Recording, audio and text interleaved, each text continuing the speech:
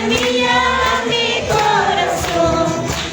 Esa semilla fue la palabra de Dios. Esa semilla fue la palabra de Dios, que cambió mi vida para la gloria de Dios, que cambió mi vida para la gloria de Dios. Bendito Señor, bendito Jesús, bendito Señor, bendito Jesús. La gloria y la honra sea para ti, la honra y la gloria sea para ti. Bendito Señor, bendito Jesús, bendito Señor, bendito Jesús. La honra y la gloria sea para ti, la honra y la gloria sea para ti. La gloria sea para ti, la honra y la gloria sea para ti.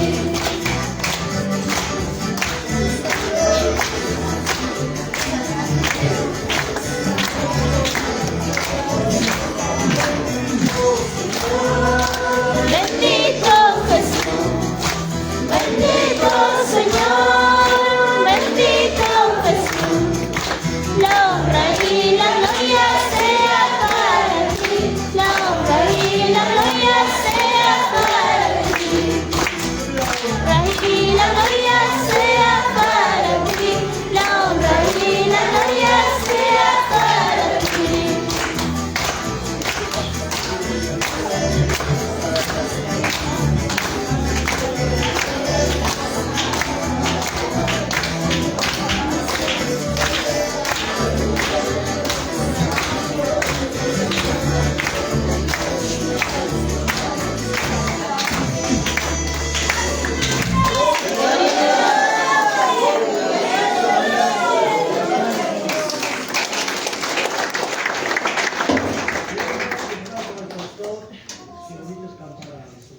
Amén.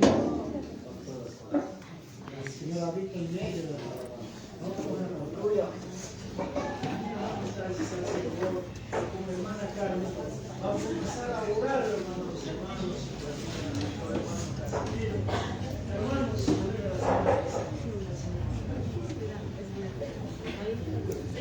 Amén, hermanos.